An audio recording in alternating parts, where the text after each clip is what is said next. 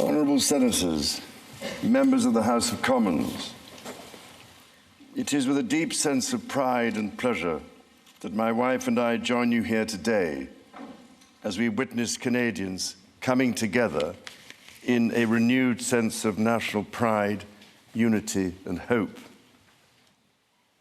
I would like to acknowledge that we are gathered on the unceded territory of the Algonquin and Anishinaabe people. This land acknowledgement is a recognition of shared history as a nation, while continuing to deepen my own understanding. It is my great hope that in each of your communities and collectively as a country, a path is found toward truth and reconciliation in both word and deed. This is my 20th visit to Canada, spread over the course of more than half a century, and my first as sovereign. As I've said before, every time I come to Canada, a little more of Canada seeps into my bloodstream, and from there, straight to my heart. I've always had the greatest admiration for Canada's unique identity, which is recognized across the world for bravery and sacrifice in defense of national values and for the diversity and kindness of Canadians. To the First Nations, Inuit and Métis peoples, you have welcomed my family and myself to your traditional lands with great warmth and hospitality, for which I am humbly grateful. This year, we mark the 80th anniversary of VE Day and VJ Day. On Juno Beach, at Dieppe, on the Somme, at Beaumont-Hamel, at Ypres, and on Vimy Ridge. At those places and many others, forever etched into our memories, Canadians fought and died alongside our closest allies. Today, I see representatives from every part of Canada, from St. John's, Newfoundland and Labrador, to Victoria, British Columbia, and Arviat in Nunavut. I see the guardians of the fundamental rights and freedoms guaranteed in the Canadian Charter. And as King, I thank you for your service to your fellow Canadians across the length and breadth of this vast and great nation. You speak for your communities, representing an incredible richness of cultures, languages, and perspectives. We owe it to this generation and those who succeed us to think and act for the greater good of all.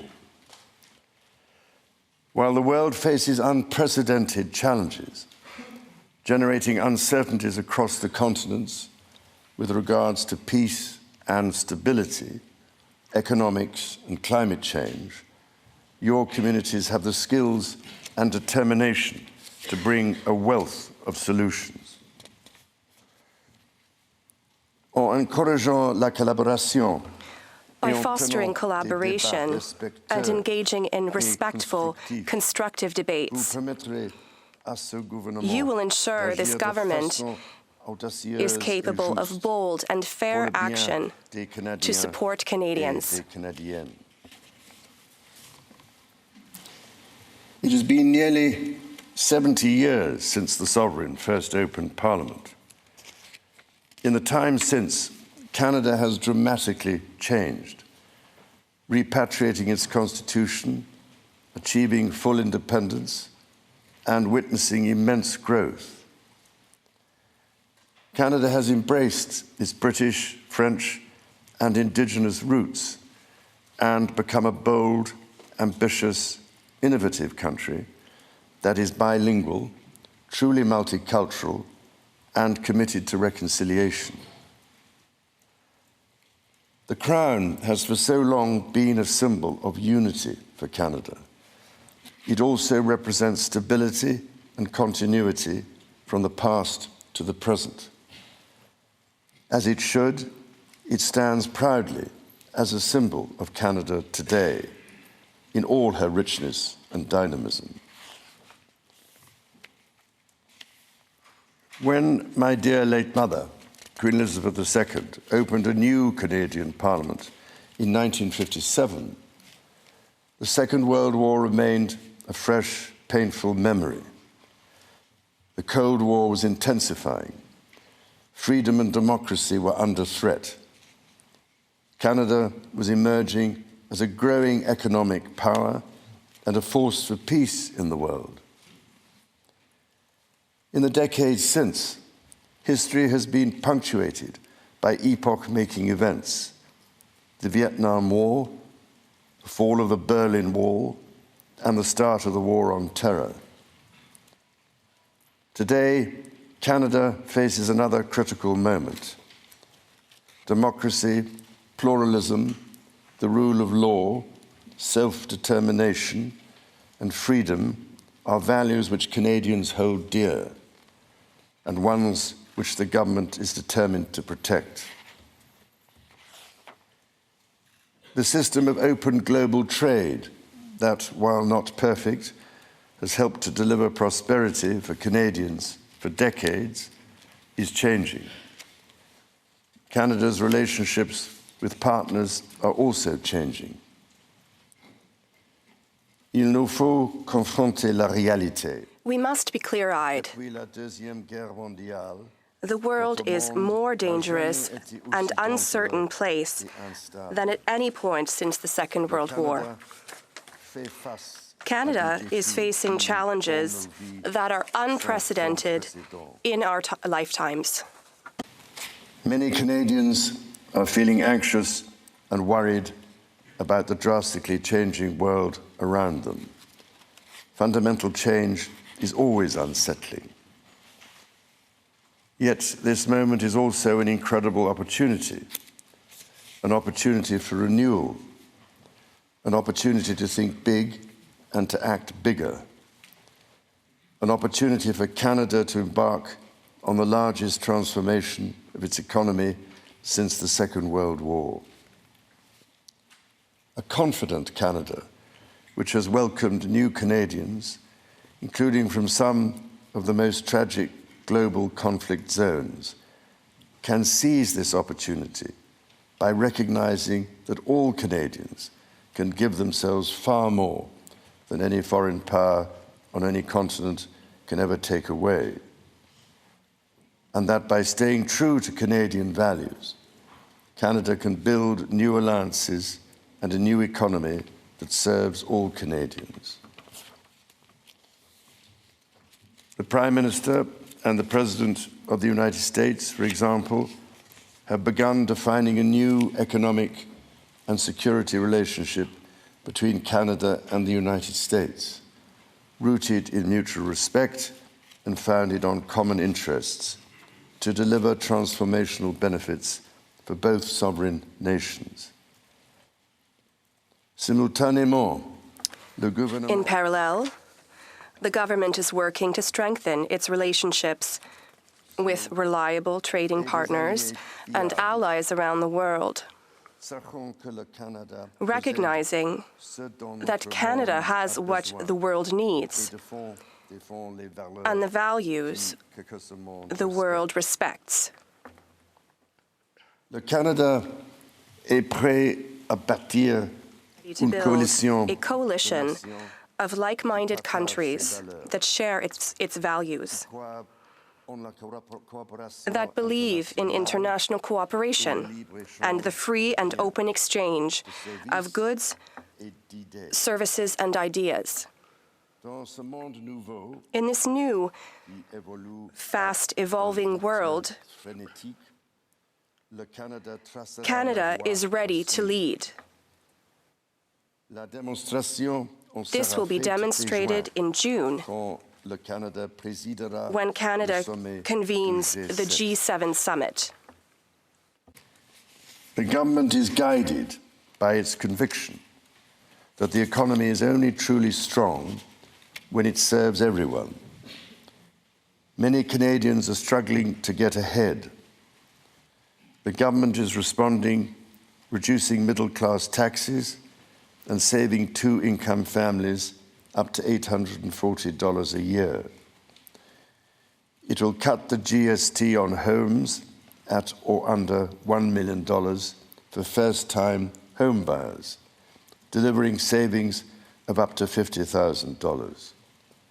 And it will lower the GST on homes between $1 million and $1.5 million. Le gouvernement assure. The government will protect the programs that are already saving families thousands of dollars every year. These include childcare and pharmacare. In addition to these, the government has recently expanded the Canadian Dental Care Plan to cover about 8 million Canadians, saving the average person more than $800 annually. The government's overarching goal, its core mission, is to build the strongest economy in the G7. That starts with creating one Canadian economy out of 13. Internal barriers to trade and labour mobility cost Canada as much as $200 billion each year. The government will introduce legislation to remove all remaining federal barriers to internal trade and labour mobility by Canada Day.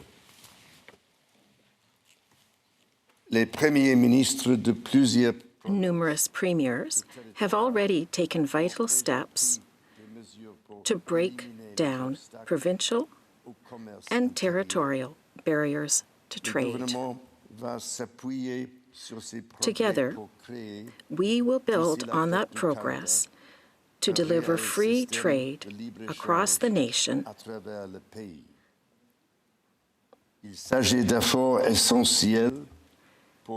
This is critical to unlocking Canada's full economic potential, but it's not enough.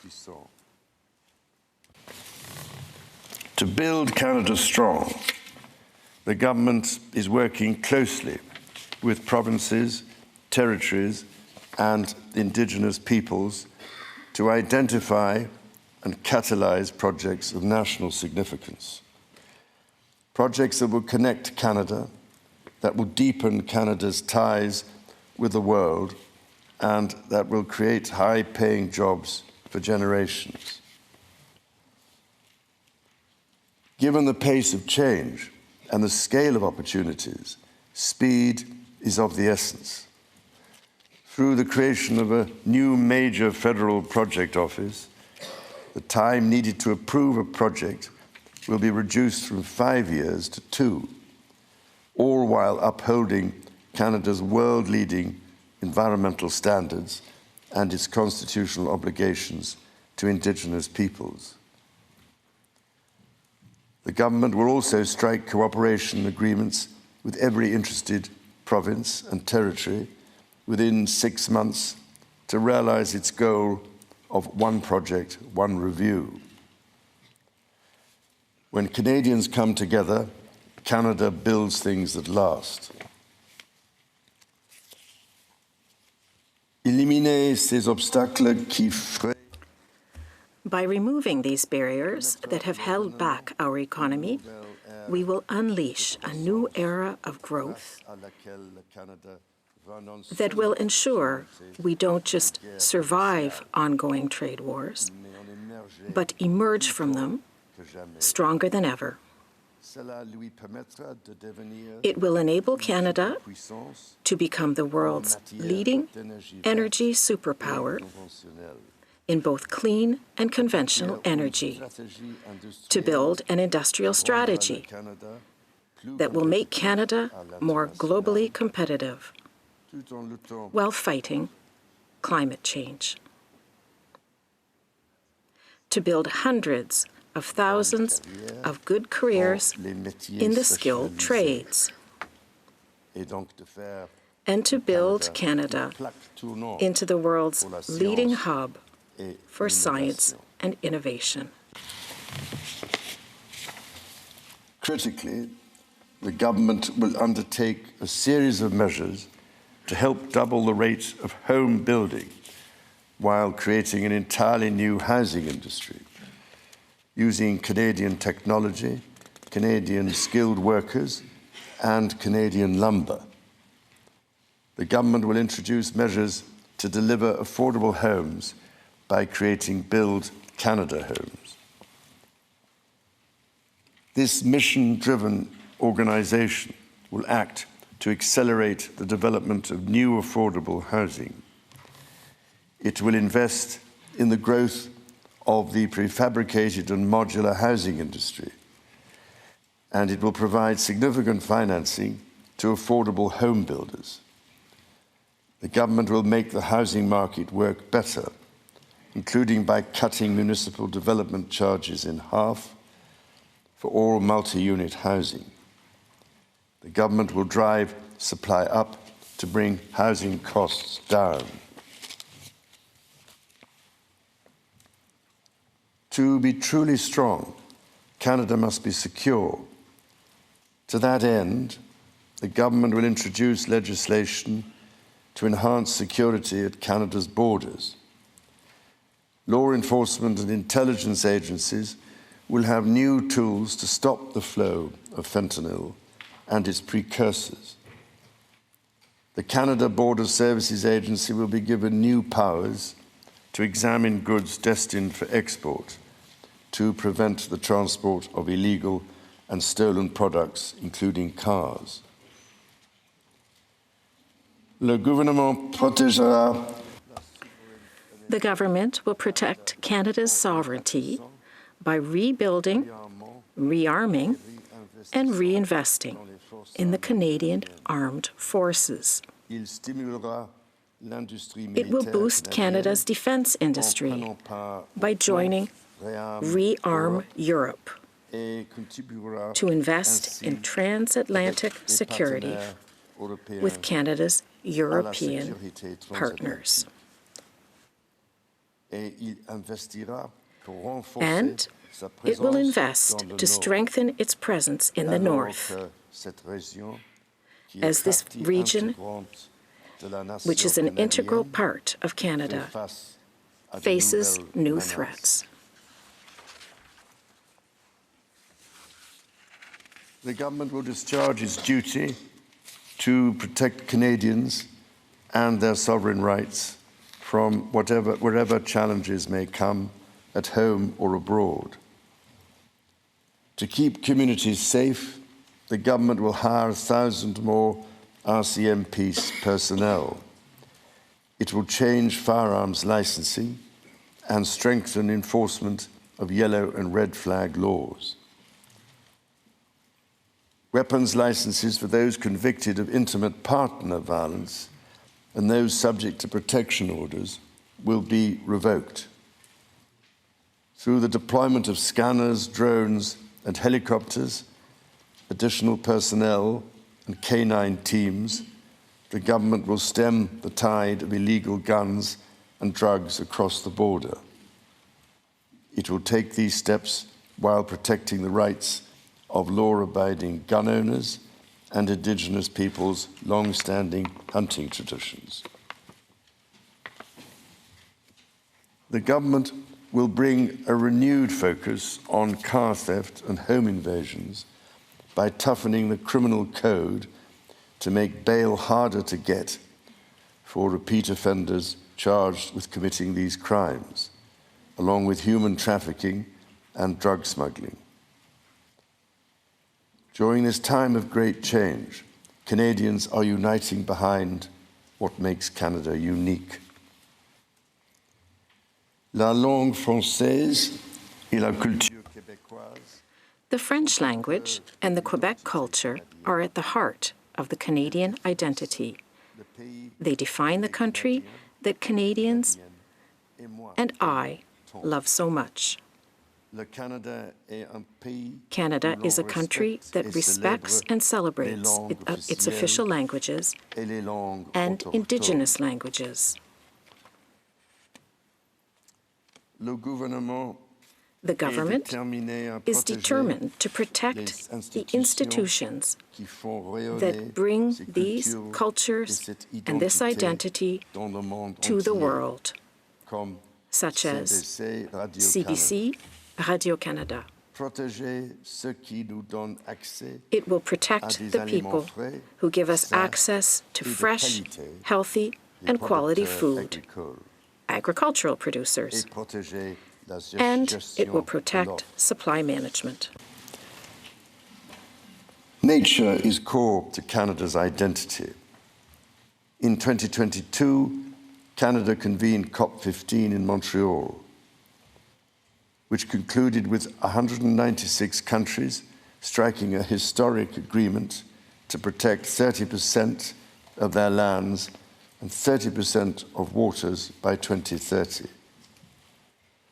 To this end, the government will protect more of Canada's nature than ever before through the creation of new national parks, national urban parks, marine protected areas, and other conservation initiatives. The government will always protect the rights and freedoms that the Charter guarantees for every Canadian. The government will be a reliable partner to Indigenous peoples, upholding its fundamental commitment to advancing reconciliation. Central to this commitment is the creation of long-term wealth and prosperity with Indigenous peoples.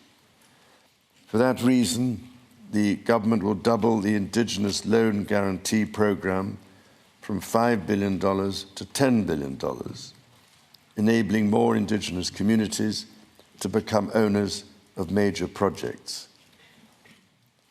As Canada moves forward with nation-building projects, the government will always be firmly guided by the principle of free, prior, and informed consent.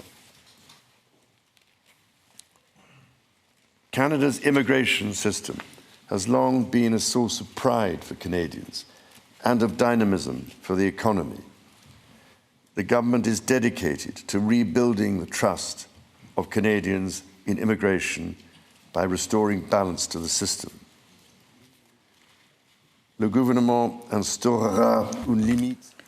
The government will cap the total number of temporary foreign workers and international students to less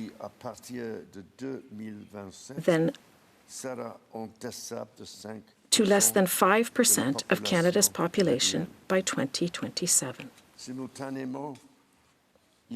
By doing this, the government will attract the best talent in the world to build our economy while sending a clear message to Canadians working abroad that there is no better time to come home.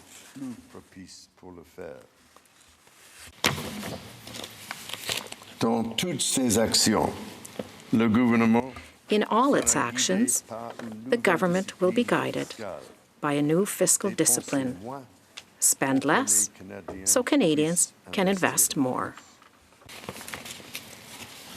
Day-to-day government spending, the government's operating budget, has been growing by 9% every year. The government will introduce measures to bring it below 2%. Transfers to provinces, territories, or individuals will be maintained.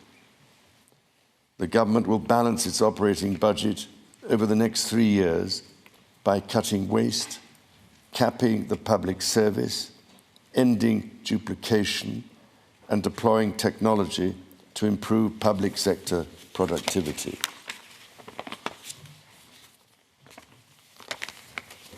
parallel, the government will take a series of measures to catalyse new investment, to create better jobs and higher incomes for Canadians. The scale of the government's initiative will match the challenges of our times and the ambitions of Canadians. Honourable Senators, members of the House of Commons, when my dear late mother addressed your predecessors 7 decades ago, she said that in that age and against the backdrop of international affairs, no nation could live unto itself. It is a source of great pride that in the following decades, Canada has continued to set an example to the world in her conduct and values as a force for good.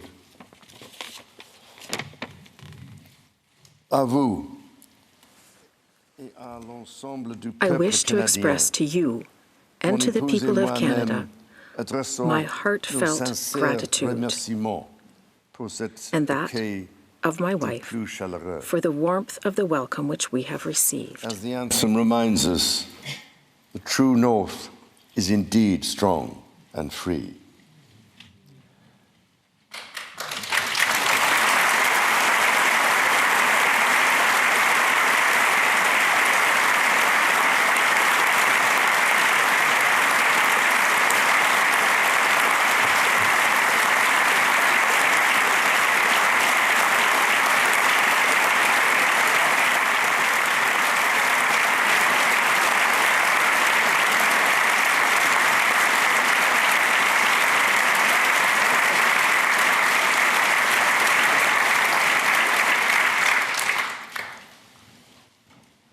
Members of the House of Commons, you will be asked to appropriate the funds to carry out the services and expenditures authorised by Parliament.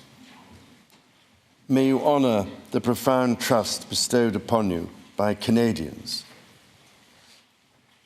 And may God bless and guide you in all your duties.